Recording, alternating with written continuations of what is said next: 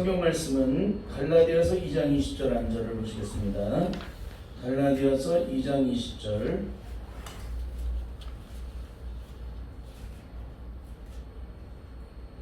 다 함께 큰 목소리로 합독하시겠습니다. 내가 그리스도와 함께 십자가에 못 박혔나니 그런즉 이전에 내가 산 것이 아니요 오직 내 안에 그리스도께서 사신 것이라. 이제 내가 육체 가운데 사는 것은 나를 사랑하사 나를 위하여 자기 몸을 버리신 하나님의 아들을 믿는 믿음 안에서 사는 것이라. 아멘. 오늘은 갈라디아서 2장 20절의 말씀을 통해서 구원의 영적 기준 첫 번째 시간으로 진짜 성령의 능력 안에서 주님과 함께 십자가에 못 박히셨습니까? 그렇다면 절대 이렇게 살 수 없다는 거예요. 진짜 성령의 능력 안에서 주님과 함께 십자가에 못 박히셨습니까? 그 말이 참말입니까? 그런 제목이에요. 정말 그리스도의 십자가에 못 박혀 죽었다면, 성령의 능력 안에서 주님과 십자가에 못 박혀 죽었다면 절대적으로 이런 삶을 살 수가 없어요.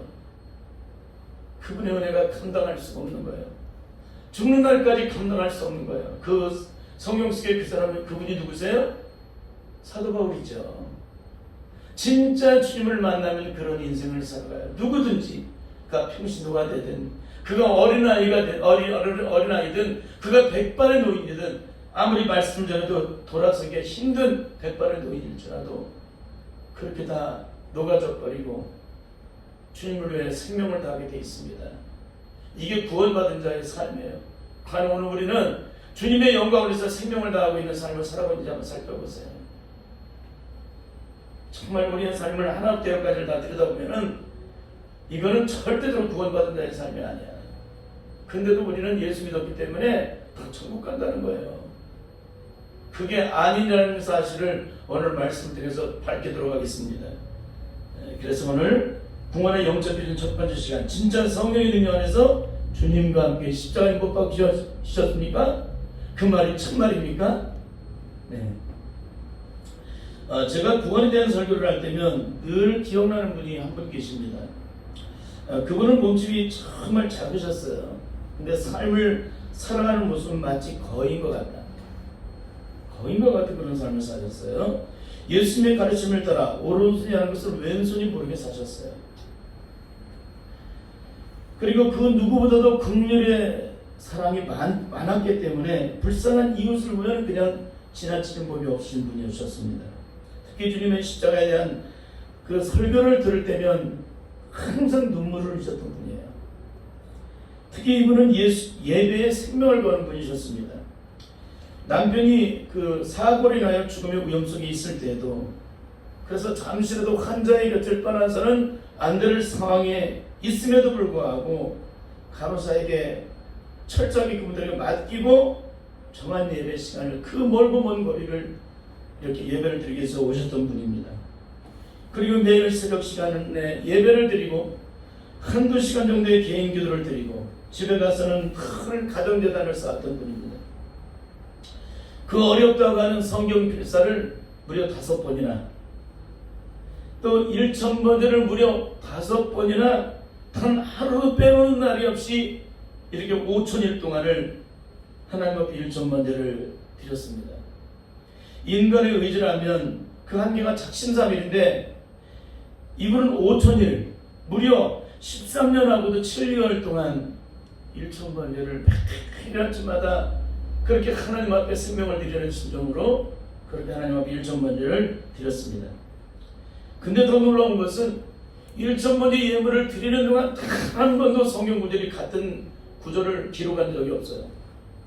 매 순간마다 그 성경 구절을 기록한다는 얘기는 뭐예요? 매일 성경을 봤다는 얘기예요. 근데 제가 이렇게 성경을 보면 깜짝깜짝 놀랄 때가 있어요. 제가 알지 못하는 그런 말씀들도 올려줄 때가 있는데 그 말씀 너무나도 심오하고 아주 기가 막힌 말씀들이에요. 그런데 제가 더 귀하게 여기는 것은 이분의 고백 때문이었습니다. 이분의 고백. 그것은 지금 자신이 영적으로 어떤 가운데 있는지를 조금도 숨기지 않고 있는 그대로를 적나라하게 그 실체를 드러내는 신앙인이었다는 거예요. 신앙인이었다. 그 실체는 뭐냐면 오랜 세월 동안 예수 그리스도를 믿었지만 그분의 심령 속에는 구원의 확신이 없었다는 거예요. 그분의 확신. 참 놀랍죠? 이렇게 열심히 믿고 이렇게 기도를 많이 하고 그러는데 이런 확신이 없으셨다는 거예요. 이 사실을 안 친척 언니가 어느 날 찾아와서 자신이 다니고 있는 집회에 참석하면 그렇게도 확신이 안 됐던 그 구원의 확신이 순식간에 이루어지게 되니까 거기를 가자 그러면서 데려가시더랍니다. 가보니 자신처럼 기존 교회에서 오랜 세월 동안 예수 그리스도를 믿었지만 구원의 확신을 가지고 있지 않는 분들이 얼마나 많은지 그 지역 안에 가득 차 있더랍니다. 하루 종일 며칠 동안 구원에 대한 설교를 듣게 되는데 집회를 마치고 나면 구원의 확신을 가지지 못한 분들을 따로 구별해 놓고 선생님들을 일대로 붙여서 만나게 하는데 거기서도 안 되면 교역자가 붙게 되고 또 교역자가 안 되게 되면 마지막으로 수장되는 분이 이렇게 만나게 되는데 온갖 지혜를 다 동원해서 설명을 해도 그 말이 전혀 믿어지지 않다는 거예요. 그러니까는 이 수장되는 대표인 분이 뭐라냐, 정말 이것이 안 믿어지느냐 하면서 막 화를 내더랍니다. 이게 정말 안 믿으냐. 왜? 그 이유는 뭐냐면 거기는 수많은 사람들이 모여서 집회를 하면서 말씀을 듣고 구원의 말씀을 듣고 희생에 만연하여서 막 기쁨으로 막 춤을 추고 나는 이제 구원받다고 막 벌받고 앉아 있는데 이분은 전혀 그런 게 없었던 거예요.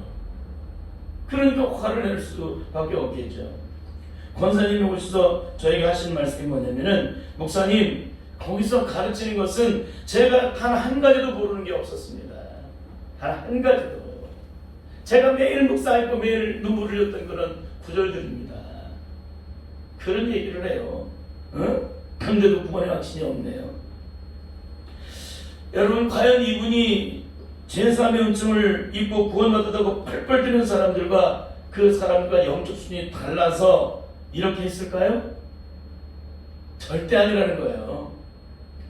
이분은 오늘날 각 교회에서 이론적으로 가르치는 것을 깨닫고 믿고 고백하면 구원을 받았다는 그 차원, 인간의 의적인 차원, 인간의 시적인 차원, 그런 인간의 그런 순적인 것들을 벗어나서 성령께서 친히 베풀어 주시는 영적인 구원을 직접 체험하지 못했기 때문에 이런 얘기를 하고 있는 거예요. 영적인 구원.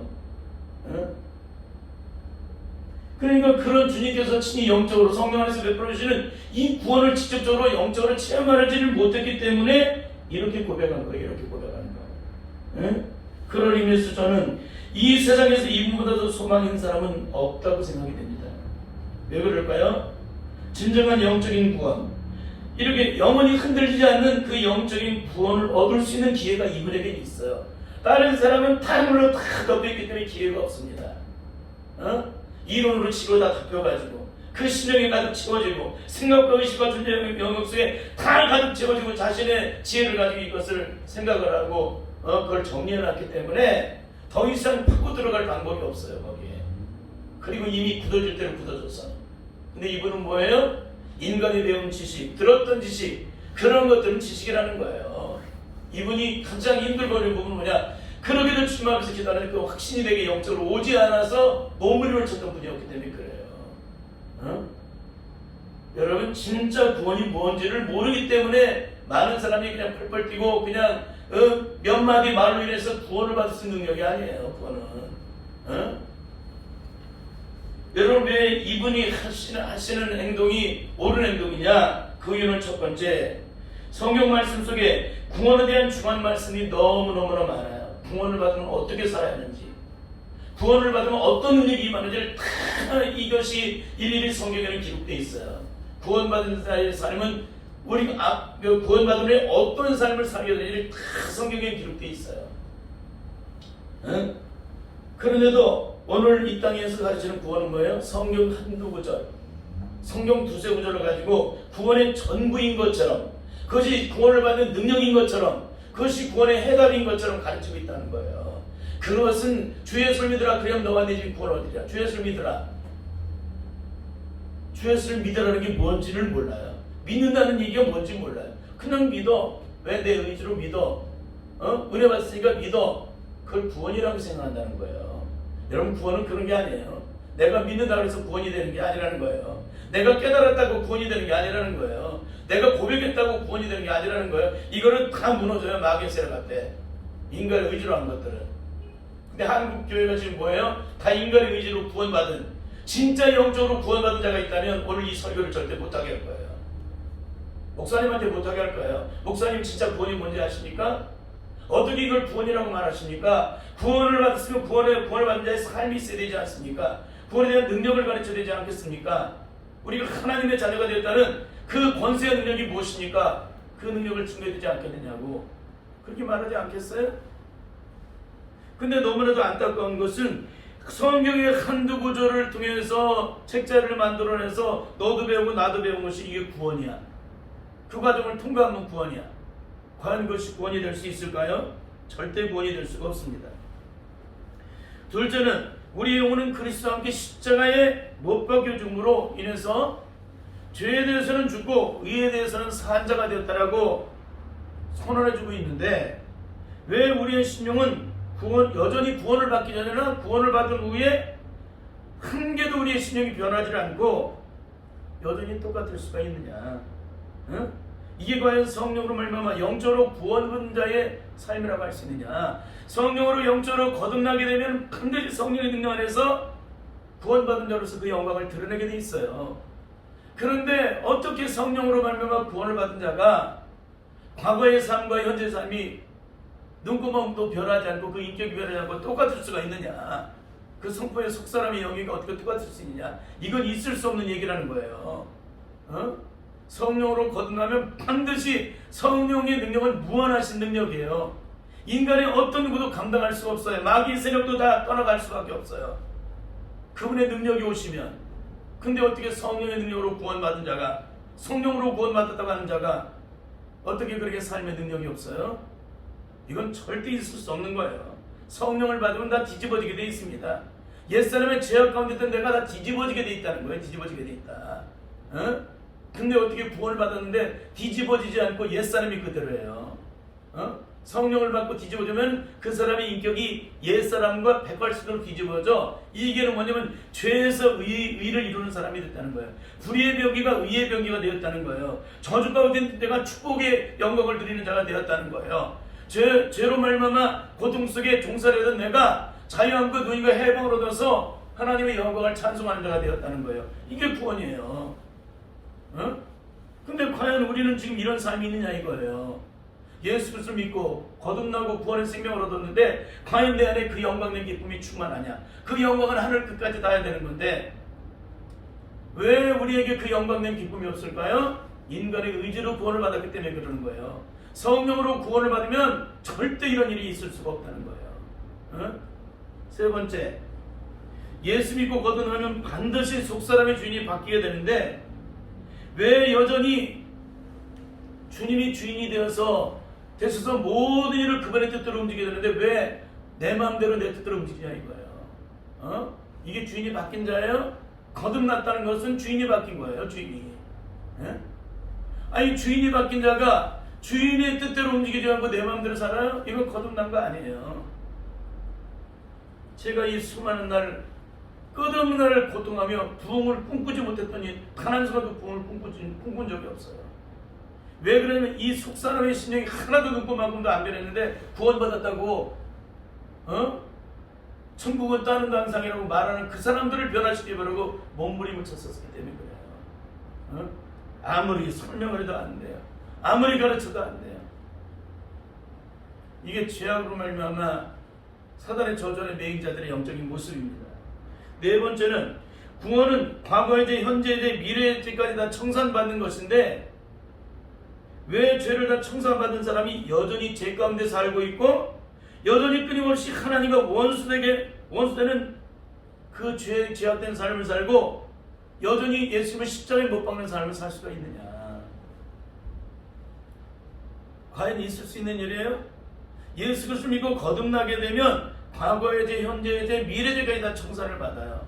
그 얘기는 뭐냐면 주님께서 친히 주관하신다는 거예요. 죄악된 길을 걸어가지 못하도록 구별된 하나님의 자녀로서 성령으로 말미암아 우리의 길을 인도해 주신다는 거예요.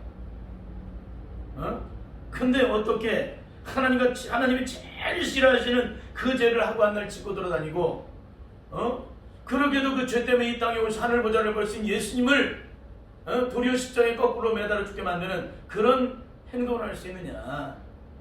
이건 절대 있을 수 없는 일이라는 거예요.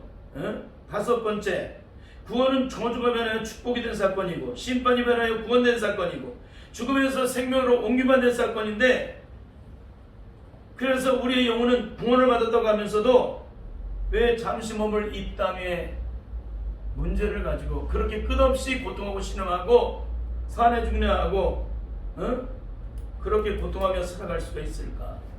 예수 그리스도를 믿고 구원받은 자의 삶은 그 소속이 하늘로 옮겨져 있는데, 땅의 소속이 아니라 하늘나라의 소속으로 옮겨져 있는데, 어떻게 하늘나라로 소속이 옮긴 자가 땅에 있는 문제를 가지고 고통하고 신음할 수 있느냐?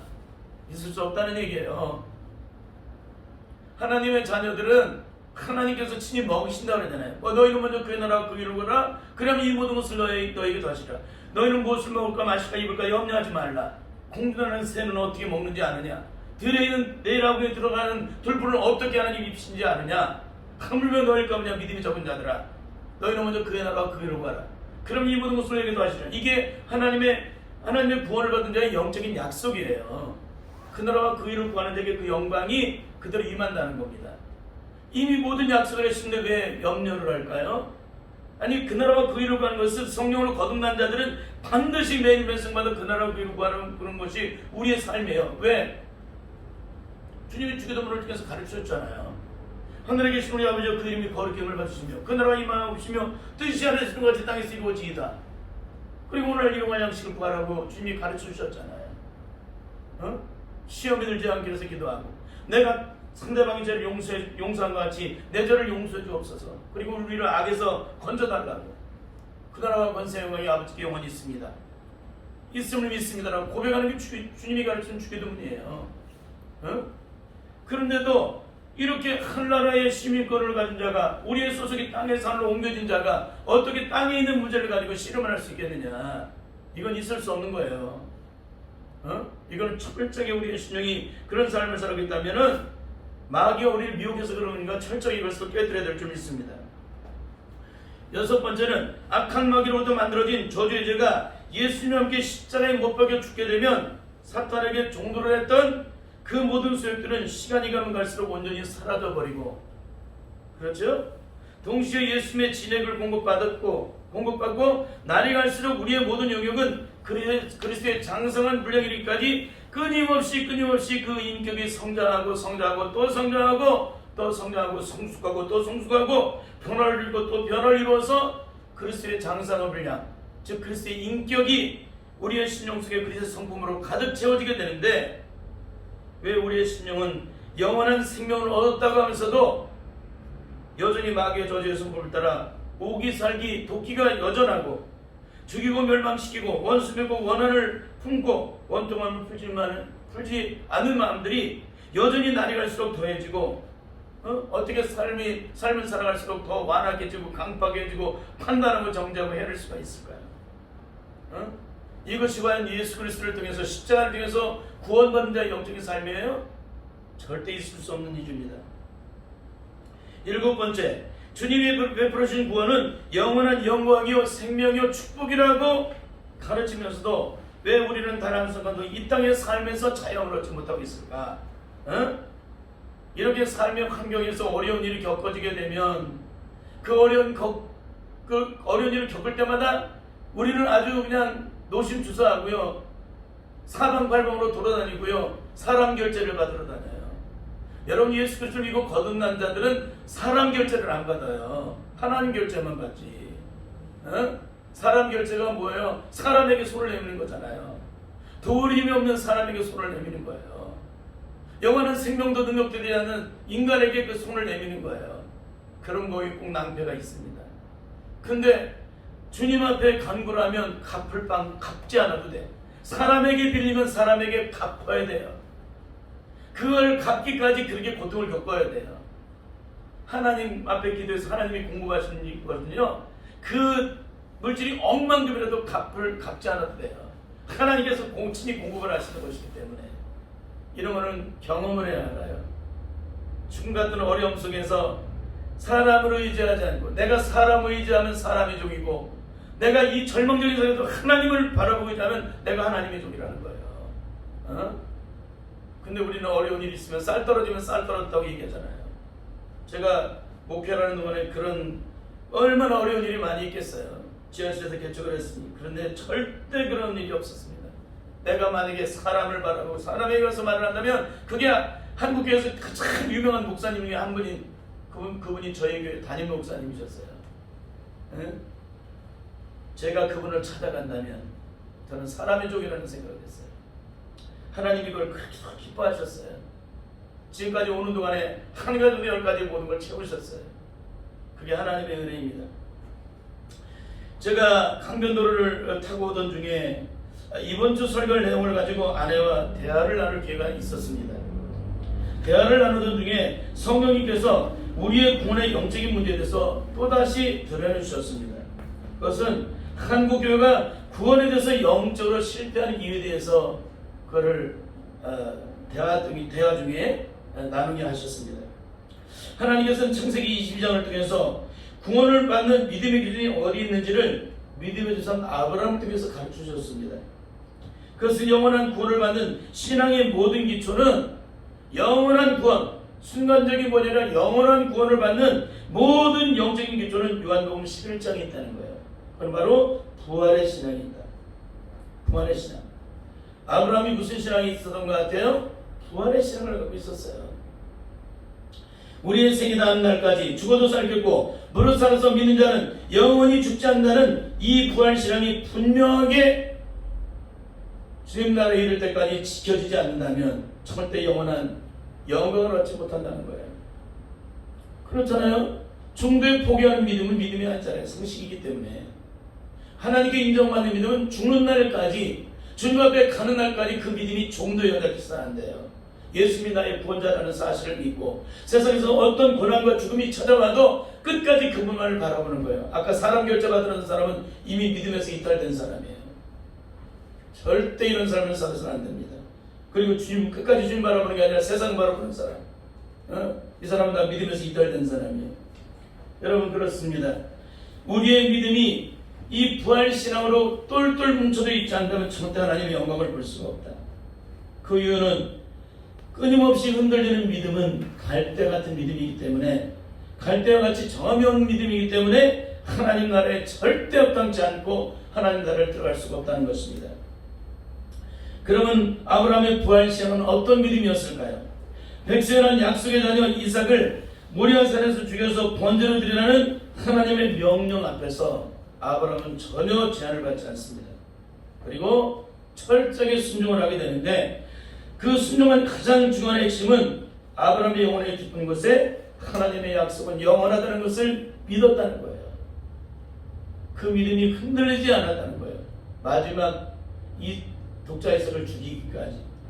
그렇습니다. 그 믿음은 창세기 22장 7절부터 13절을 보시면 이렇게 기록되어 있습니다. 아들 이삭이 아브라함을 향해 이렇게 말을 합니다. 아버지, 불가나무는 있는데 어떻게 번제할 어린 양은 어디 있습니까?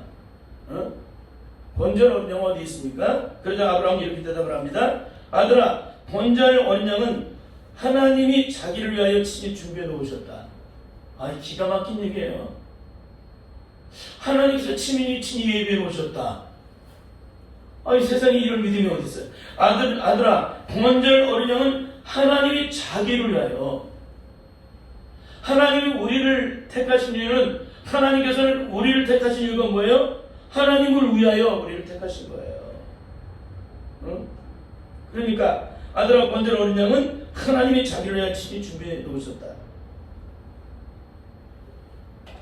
그리고 말로만이 아니라 실제적으로 하나님의 명령을 따라 순종함으로 그 믿음의 능력을 온전히 나타나게 되는데, 하나님께서 지시한 곳에 이끌어 단을 쌓은 후 나무를 벌려놓고 이삭을 결박하여 나무 위에 놓고 손을 내밀어서 칼로 독자 이삭을 죽이려고 내리칩니다.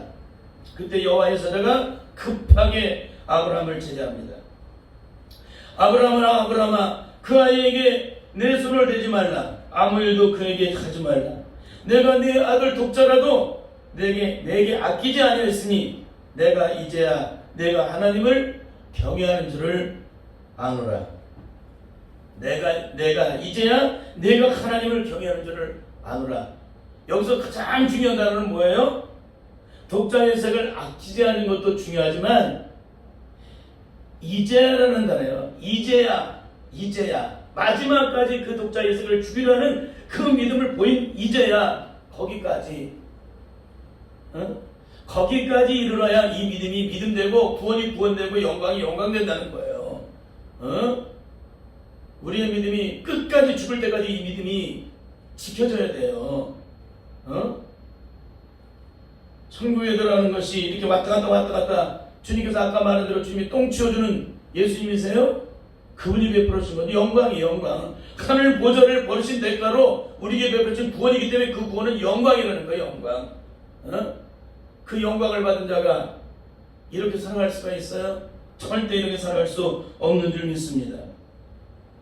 이미 하나님께서 재물을 예비하신 것을 믿고 있었던 아브라함은 말씀이 떨어지자마자 주변을 살피게 됩니다. 이미 하나님께서 다 자기를 위해서 예배하셨다. 당신을 위해서 예배하셨다. 그걸 아브라함은 알고 있는 거예요. 이게 영적인 믿음이에요. 영적인 믿음. 그러자 뿌리 숯불에 걸린 채 있던 한 수영을 가져다가 아들을 대신하여 뭘 드려요? 번제를 드리게 되죠. 이것이 하나님께서 정하신 믿음에 온전히 순종하는 자의 삶, 합격한 믿음의 삶의 구원의 영적 기준이에요. 기가 막히죠? 이런 믿음을 가지고 얘기를 해야지 지금 도대체 어떤 걸 가지고 구원을 받았다고 자꾸 얘기를 하는지 이게 지금 심각한 거예요. 지금 이게 한국교회가 어떤 시험과 환난과 어떤 죽음이 찾아와도 하나님은 죽은 자를 살리시며 없는 것을 있게 하신 하나님을 진정 끝까지 믿고 순종하는 자만이 주님이 이루신 십자가의 구원의 영광을 온전히 얻을 수 있다는 거예요. 로마서 4장 17절부터 22절을 구별을 약간 조절을 하는데 읽겠습니다. 시작. 기록된 바 내가 너를 많은 민족의 주장으로 세웠다 하심과 같으니 그의 믿음 하나님은 죽은 자를 사시며 없는 것을 있는 같이 부르시는 이시니라. 아브라함이 바랄 성 중에 바라고 믿었으니 그러므로 이것을 저에게 의로 여기셨느니라. 하나님께서 아브라함을 의로 여기시는 것은 바랄 성 중에 바랬다는 거예요. 그런 믿음을 끝까지 가져야만 우리가 하나님께로 의로 여김을 받는다는 거예요. 그 전까지는 죽었다 깨어났다 안 돼요. 그러니까 우리의 믿음이 얼마나 철저해야 되는지를 가르쳐주는 겁니다. 이게 어둠이 떠둥이 식으로 믿어서는 절대 안 된다는 거예요. 그러니까 하나님이 베푸시는 구원의 기준은 우리의 믿음이 어떻게 형성이 되었냐에 따라서 그것이 틀려져요. 그렇게도 대단하게 예수님 믿는다고 해도 6.25 때 북한 공산당에 붙잡혀간 14명의 목사님들은 단 한 사람도 주님을 싫어하지 않아요. 그 핍박과 고통과 신음 속에서 끝까지 견뎠는데도 마지막까지 하나님 대답하지 않으신다고 하나님 신은 없다라고 말을 하잖아요. 비록 픽션 영화지만 기가 막힌 얘기를 하는 거예요. 오늘 아브라함에게 뭐예요? 바랄 수 있는 바라는 마음. 하나님은 죽은 자를 살시며 없는 걸 잊게 하시는 하나님. 마지막까지 독사 인생을 칼로 죽여서 하나님 앞에 던져드리라는 얘기는 뭐예요? 하나님께서 이미 당신을 위하여 예비하고 계심을 이미 알고 있기 때문에 그런 거예요. 그 약속을 바라보는 거, 끝까지 바라보는 거. 그래서 믿음은 말한 것이 실상이요 보지 못한 것의 증거인데 성령들이 이로써 증거를 얻었느니라. 믿음은 바라는 것이 실상이요 보지 못한 것의 증거인데 아직 보지 않는 일이었지만 끝까지 자기가 죽어서 그 믿음의 끝을 보지 못했지만 그들의 죽음이 그 믿음을 증거해 준다라고 히브리서 11장에서 말씀해주고 있잖아요.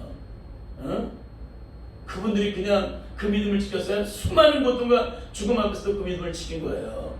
그런 믿음을 갖지 않으면 절대 천국의 영광을 볼 수가 없다는 것입니다. 여러분, 많은 사람이 구원을 얘기할 때 빼놓지 않고 적용하는 구절이 있다면 로마서 10장 9절에서 10절입니다. 함께 읽겠습니다. 시작. 내가 만일 내 입으로 예수를 주로 시인하며 또 하나님께서 그를 죽은 자 가운데서 살리신 것을 내 마음에 믿으면 구원을 얻으리니 사람이 마음으로 믿어 의에 이르고 입으로 시인하여 구원에 이르느니라. 정말 많은 사람들이 이 말씀을 가지고 내가 구원을 받았다고 얘기를 해요. 자기가 믿었기 때문에. 근데 여러분, 여기서 믿었다는 것은 무엇일까요? 내 의지로 깨닫고 믿는 것을 의미하는 것이 절대 아니라는 거예요. 성경은 내 의지와 노력으로 믿는 것을 절대 얘기하지 않아요. 여기에는 성경이 기록된 모든 것들은 성령님이 저자세요. 성령님이. 성령님께서 친히 주관하시는 것이기 때문에 성령님께서 친히 주관하시지 않는 구원은 절대 능력이 될 수 없다는 거예요. 인간의 의지로는 될 수 없다. 그러니까 구원은 죄악된 인간의 영역이 아니라 철저하게 성령님께서 주관하시는 하나님의 영역이기 때문에 사람의 의지나 노력이나 수고로 되는 것이 절대 아니라는 거예요. 내가 은혜 받고 고백한다고 믿음 되는 것이 아니라는 것입니다. 그것이 구원되는 것이 아니라는 거예요. 주님께서 성령으로 베풀어 주시는 영적인 영역이라. 그를 위해서 아무리 은혜 받고 깨닫고 너무나도 감격하여 눈물을 흘린다 할지라도 내 힘으로, 내 의지로, 내 노력으로, 내 수고로, 내 지혜로 깨달은 구원, 얻어진 구원은 절대 영적인 구원의 능력이 되지 못한다는 것입니다. 이제 말씀의 결론, 이 구원에 대한 말씀의 결론을 내리도록 하겠습니다. 많은 성도들이 예수 그리스도를 믿고 구원받고 거듭났다고 하면서도 왜 여전히 죄를 지을까? 너무나 중요한 질문이에요. 많은 사람들이 예수 그리스도를 믿고 구원받고 거듭났다고 하면서도 왜 여전히 죄를 지을까? 여전히 아니 구원받았으면 더 이상 죄를 짓지 말아야 되잖아요. 죄와 이별을 하는 사람이잖아요. 근데 왜 여전히 죄를 져요? 다시 말할게요. 구원받은 사람은 죄와 이별한 사람이에요. 근데 왜 여전히 죄를 지을까? 그 이유는 오직 한 가지. 하나님께로 나지 않고 혈통으로나 육적으로나 사람의 뜻, 즉 사람이 만들어놓은 구원의 기준을 따라 구원을 받았다고 하기 때문에 그러는 거예요. 하나님께로 나지 않고. 요한복음 1장 11절 13절을 함께 읽겠습니다. 시작. 영접하는 자, 곧 그 이름을 믿는 자들에게는 하나님의 자녀가 되는 권세를 주셨으니 이는 혈통으로나 육적으로나 사람의 뜻으로 나지 않냐고 오직 하나님께로 난 자들이니라. 여기서 이렇게 무엇을 받고 있어요? 결국 내가 구원을 받았다고 하면서도 여전히 죄를 짓는 이유는 결국 구원의 주관자가 하나님이 아니라 인간, 즉 내 자신이었다는 거예요. 그래서 구원을 받았다고 고백하면서도 하나님이 가장 싫어하시는 죄를 여전히 짓고 끊임없이 십자가의 원수로 행하고 있는 것입니다. 우리 요한일서 3장 8절의 말씀을 함께 읽겠습니다. 시작. 죄를 짓는 자는 마귀에게 속하나니 마귀는 처음부터 범죄함이라 하나님의 아들이 나타나신 것은 마귀를 멸하려 하심이니라. 죄를 짓는 자는 마귀에 속해 있다는 거예요. 구원받았는데 죄를 짓고 돌아다녔다. 이 사람은 구원받은 사람 아니라는 거예요. 마귀에 속한 자이기 때문에.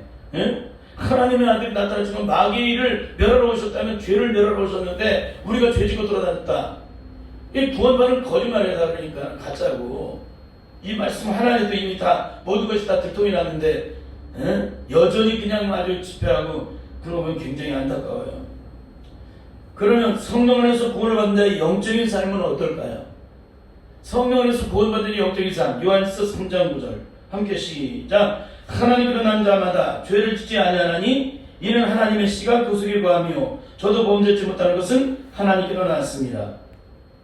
하나님께로 난 자마다 죄를 짓지 않는다 그러잖아요. 하나님께로 난 자마다. 이건 뭐야? 하나님께 나타나는 게 뭐야? 요한복음 1장 10절 하나님께로 나는 자만이 구원받은 자라고 얘기하고 있잖아요. 그 말씀을 여기서 그대로 기록해주고 있는 거예요. 하나님께로 난 자마다 죄를 짓지 않으니 이는 하나님의 씨가 그 속에 거하며 저도 범죄치 못하는 것은 하나님께로 났습니다. 그러니까 하나님의 씨가 된 사람은 절대 범죄치 못한다는 거예요. 예수님의 생명이 있는 자는. 결국 개가 터는 것을 도로먹는 것처럼 지은 죄를 끊임없이 반복하는 자는 거듭나지 못한 자요 더 이상 죄와 상관없는 삶을 살아가는 자는 영적인 구원을 받은 자의 삶이라는 거예요. 여기서 범죄치 않는다는 것은 눈에 보이는 영역이 아니라 눈에 보이지 않는 영적인 영역을 얘기하는 거예요. 신령의 영역을. 죄악으로 가득 찼던 심령이 온전히 비워지고 성령의 능력을 통하여 예수님의 마음으로 가득 차 있다는 것을 의미하는 것입니다. 그렇습니다. 하나님께서 베풀어 주신 구원은 더 이상 범죄하는 것이 특징이고 요한일서 3장의 말씀을 통해서 뭐라고요? 하나님께서 베푸신 구원은 더 이상 범죄하지 않는 것이 특징이고 인간이 베푸는 구원은 이전과 다를 바 없이 여전히 죽을 때까지 개가 터는 것을 들어먹고 똑같은 죄를 범하고 또 범하고 죽을 때까지 범하는 것이 특징이라는 거예요. 지금 여러분은 지금 어떻게 살고 계십니까? 이걸 철저히 살펴봐야 돼요. 이거 안 살펴보면 예수님도 다 망하는 존재가 됩니다.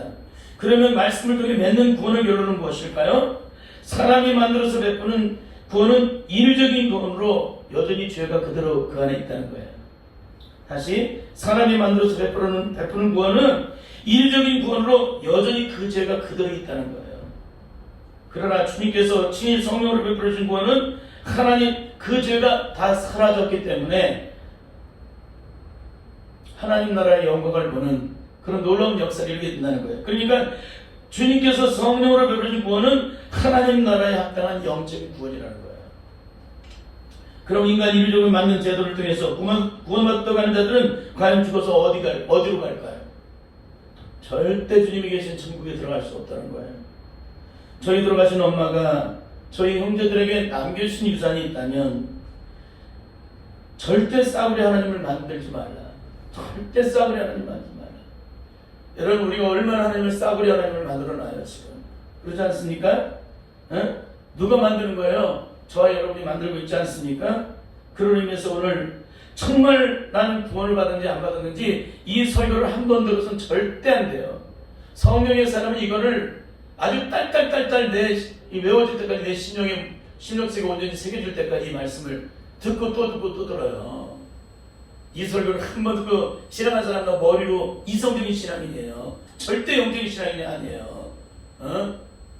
제가 어떤 얘기를 하면 자기하고 수준이 똑같은 줄 알아요. 자기도 은혜 받았었기 때문에. 그럴 때 입을 삐죽거리는 사람이 굉장히 많았습니다. 제가 말하는 영역이 그런 영역이 아닌데도 나도 이런 은혜 채고 저런 은혜 채했다는 거예요. 절대 그런 생각하지 마세요. 제가 말하는 것은 그런 수준이 아니에요. 철저하게 죽는 경험을 했어야지. 철저하게 비워지는 경험을 해봤어야 말이지.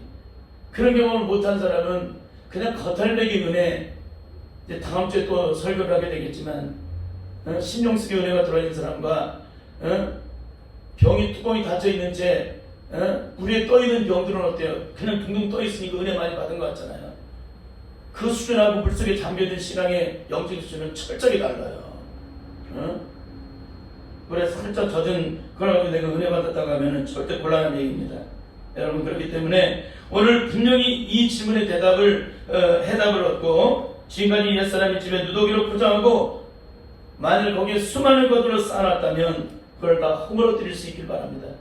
그리고 다시 한번 주님의 십자가 앞에 엎드려 철저하게 엎드려서 영원한 구원의 생명을 얻기 위해서 몸부림치고 주님의 영적인 구원을 내게 베풀어 달라고 간절히 기도함으로 영원한 생명을 얻는 우리 모두가 될 수 있기를 예수님의 이름으로 간절히 축원합니다. 아멘. 기도하겠습니다. 하나님 아버지, 한국교회의 구원에 대한 문제가 너무나 영적으로 심각해서 너도 나도 구원을 받았다는데 구원을 받은 자의 영적인 능력이 눈꽃만큼도 없다는 것이 너무나 처참한 현실입니다. 하나님, 이것 때문에 이 수많은 나를 처절한 고통의 대가를 치렀는데 주여, 이제 이 귀한 복음들이 전해질 때마다 하나님 말씀을 듣는 자마다 철저하게 성령 안에서 영적으로 깨닫는 지혜를 던져주시고 성령께서 조명하셔서 우리 자신을 들여다볼 수 있도록 주께서 친히 주장하시고 역사하셔서 우리 합당자를 모든 죄악된 저주식을 철저히 깨뜨려버리고 오직 성령에서 거듭난 자로서 그 영광을 나타낼 수 있도록 붙들어 주시옵소서. 주님이 베풀어 주신 것은 구원을 하늘 보좌의 영광을 버리시고 그 대가를 아버지 그 영광과 바꾼 그 구원이기 때문에 우리는 절대로 이런 어리석은 삶을 살아갈 수가 없습니다. 그러니 성령의 능력 안에서 철저하게 그 구원의 영광이 얼마나 큰지를 깨닫게 하시고 그러므로 그 생명을 날마다 얻고 누림으로 날마다 주님께 영광을 드리는 축복된 하나님의 자녀가 될 수 있도록 주님 붙잡아 주옵소서. 주님의 성령이 늘 함께 하시기 원하며 예수님의 이름으로 기도드립니다. 아멘.